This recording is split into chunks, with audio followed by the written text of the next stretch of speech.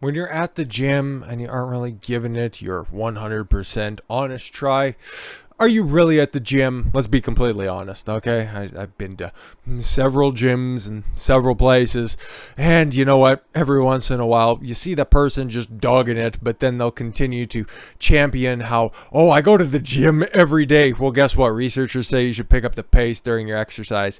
Yeah, guess what? Get that heart rate up. Otherwise, you're just basically buying fancy clothes so you can take pictures in the change rooms. I know what you people are up to. Moderate or vigorous physical activity is greater than 3 times more beneficial to the person's health than walking, according to new research. Yeah, you don't have to go out there and start running a sub 3-hour marathon. You just need to pick up the pace a little bit, start getting a little sweat going. Don't be afraid of it, just go do it. A recent study published in the European Heart Journal examined the exercise habits of 2,070 adults, a slight majority of whom were women. Okay, that's fine.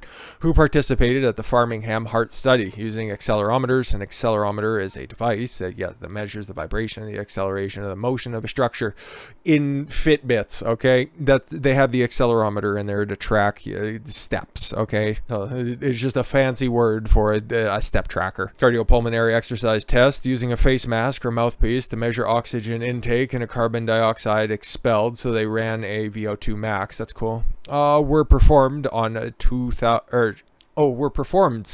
2016 to 2019 on stationary cycles for comprehensive fitness evaluations. Yeah, you don't have to really be giving her socks if you're going to be doing the bike test. That's for shoot. I've done a fair few of those as well. Participants also brought home accelerometers to wear around their waist for the next 8 days of the visit of the study. According to Dr. Matthew Nair, the study's lead author and Boston University assistant professor of medicine. The findings, the study's author said, were largely consistent across the categories of age, sex, obesity, and cardiovascular risks. Okay, listen, this might seem like an outrageous picture, but I have trained at a fair few Planet Fitnesses, so to see somebody with a muffin, it's a little bit better than a greasy slice of pizza. It's just a weird place. Or you know what? Hey, if you go first thing, what was it? Every Tuesday of the month or first Monday of the month, they'd have bagels in the morning, because that's what you should be doing, handing out free food, especially processed carbohydrates like bagels and pizza. It's a stupid place, but they have tanning and all that kind of fun stuff there, so whatever.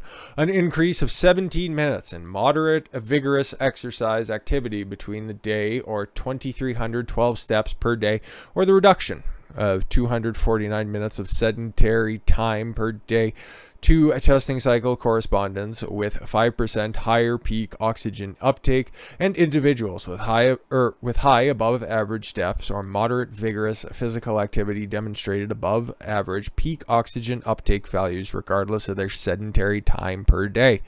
So you do a little bit of exercise, literally 17 minutes of physical activity, 2,300 steps, going for a moderate paced jog, just enough that'll eventually break out into a sweat. That's better than 4 hours of just sitting around. Can you imagine? Would you trade, okay, to be healthy, 17 minutes of exercise, 4 hours and 9 minutes of just sitting around? Okay, cool. That's not to explain the other benefits. That's the comparison we're looking at here. Moderate vigorous physical activity is defined as a rate between 100 and 129 steps per minute. Greater than 130 steps per minute is considered vigorous. A cadence of 60 to 99 steps per minute is considered low-level exertion. Our findings provide a detailed assessment of relations of different types of physical activity and multidimensional cardiorespiratory fitness measures, and suggested favorable longitudinal challenges in physical activity. And moderate physical activity in particular are associated with greater objective fitness. So what do they say? Sweat a little bit and your gains will be off the charts in comparison. In a Q&A with Boston University, The Brink Nair explained that the study came about as a means of better understanding links between both physical activity and higher levels of fitness.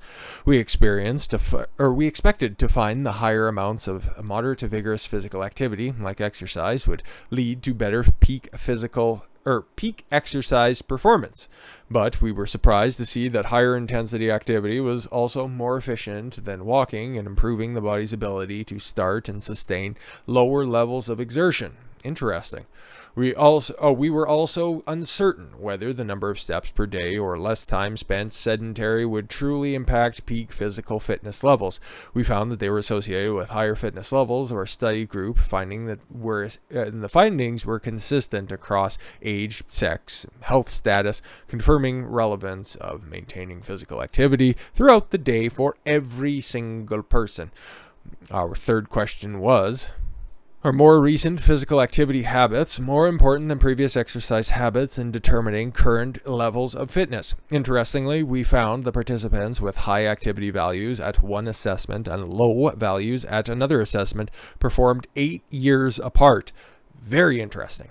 Had equal levels of fitness. Whether or not they had high value coincided with the fitness testing, he added.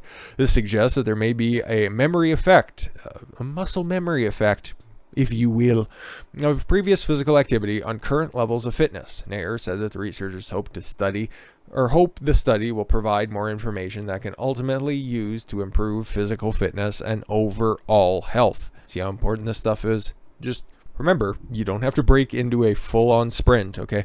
Moderate, vigorous activity, okay? 60 to 99 steps per minute, which isn't all that much, which really isn't. Always the better way to go about that, properly assess your heart rate. Train in on or around your 60% heart rate max, and that's something we can go over in the future if you guys would like to know a little bit more about that stuff. But for most people, somewhere around 110 beats per minute, it's probably good, give or take a few, depending on age, of course. That's a good place to start. And if you're just fresh to the moderately vigorous exercise routine, you'll notice after applying that exercise for just a couple of times out there, your heart rate will start going down and you'll eventually have to start picking it up again, because this weird thing about fitness, the more you do it, the fitter you become. You eventually start to see your results multiply and add up, and it's truly a great thing. Enjoy the start of your weekend. Do consider going outside if it is nice where you guys are going to be. This weekend is apparently supposed to be nice around here. I'll be getting my miles in as usual, mostly because I enjoy doing it, and I don't feel right if I don't go out and exercise. But with that said, thank you all very much for the gift of your time. I've been Don Consuelo. I want you to follow your gut and get after it. Take care, everyone.